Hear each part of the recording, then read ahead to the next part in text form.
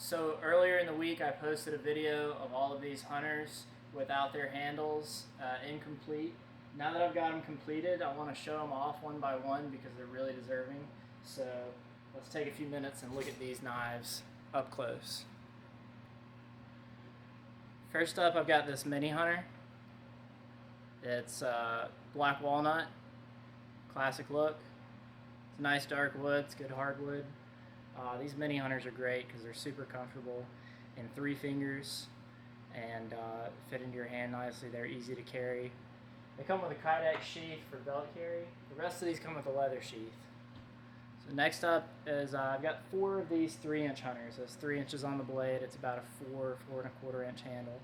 And this guy has a Purple Heart handle. Purple Heart is a really vibrant hardwood. It's got another scientific name. I think there are 2 or 3 names that people might know of it.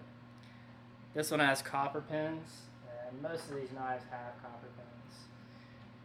This one doesn't. This is the knife I'm probably the most excited about because of this handle material. This is a linen micarta, so it's many layers of linen fabric compressed into block into this really tough handle material. I've got these black micarta pins to match. Felt like the copper would be too strong, too sharp. But this yellow color is just so rich.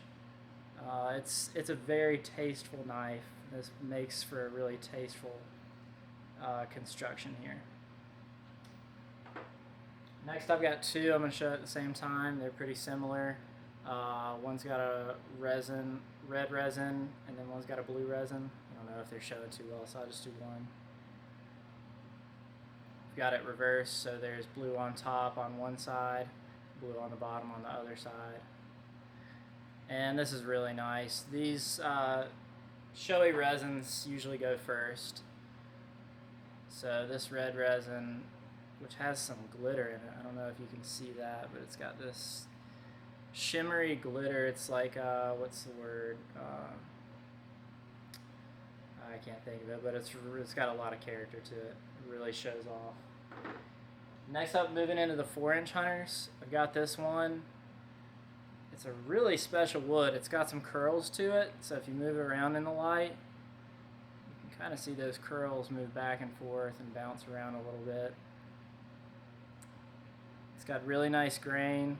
It's really soft feeling wood, but it's actually a hardwood. I think this is like a cousin of mahogany. Like maybe it's called Spanish mahogany. But it's really lightweight. It's kind of thin on this handle. Gives a nice feel. Next one's olive. And this olive wood always has wonderful character. And this one's got brass pins. I think brass matches the best with olive wood. You never know what you're going to get with olive. You split it open. And the stuff I've had for a long time. I actually picked it up in a wine shop in Rome. It was in the form of a cutting board, and it's darkened up over time, so it's a surprise every time I sand it out. This knife is similar to the next one I'm going to show. It's the same kind of resin wood format. It's got a really burly, high character wooden section, and then this resin looks like mother of pearl that's somehow been dyed blue. It's just got so many swirls and a lot of depth. You could stare at it for a long time and stay busy. So here's the knife similar. Now we're moving into the 6-inch hunters. This resin looks just like mother of pearl. It's like mother of pearl or wood grew into mother of pearl somehow. And same thing, it's got that really characteristic burl wood on the bottom.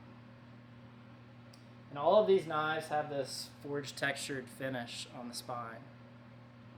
That's my favorite look for a knife, and I'm doing it with pretty much every knife I do except for kitchen blades these days. This is another walnut handle, black walnut with copper pins. One side's got a really straight grain, the other's got a little more swirl and curl to it. And these 6-inch hunters have a slight recurve, so they start curving downward and then they curve back up obviously at the end. And that happens because of that forged texture. As I'm hammering that out, it bends the steel down as it's spreading that steel out. So That happens naturally in the forging process, but it's a really nice shape.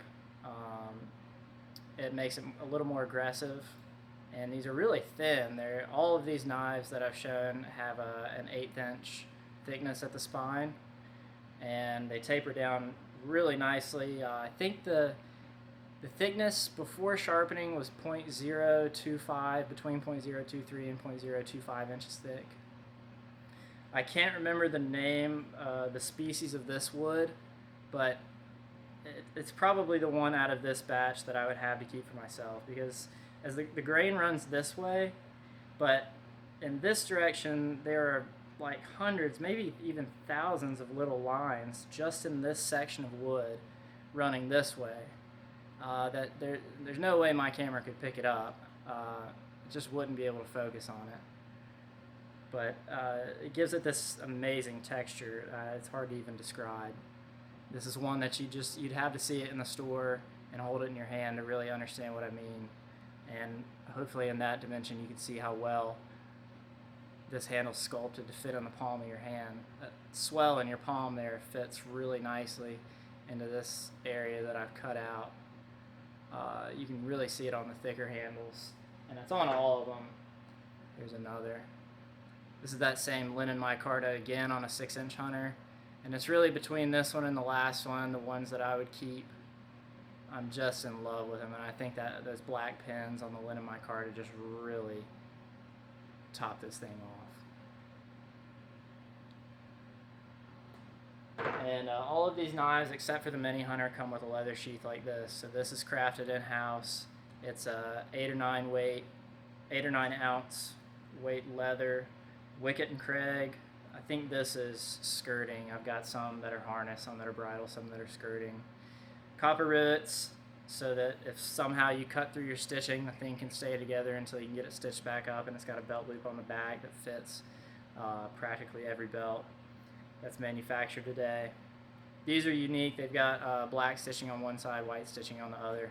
I just got lazy and didn't change the bobbin to the black stitching. So those are the hunters that I finished up this week. These are all going to be available on the online store eventually, but first they're going to go to my store in Banner Elk. You can check them out there if you can make it to the store, and hopefully sometime soon I'll have some of these camp hatchets in the store. I'm going to start a batch of 18 of these.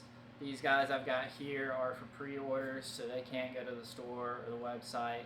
I still have several pre-orders to make. This one had some defects, so I got to keep one, and I'm pretty pumped about that. But check out these hatchets for pre-order on the website. Some of these models, like maybe the blue resin 3-inch hunter, will be up for pre-order on the website. And then if they don't go really quick in the store, they'll be in the online store. And if you just can't live without one of these that you saw today, comment below and let me know, and we'll make it your knife. So thanks for watching, and we'll have to do some more of these because this was really fun going through all this.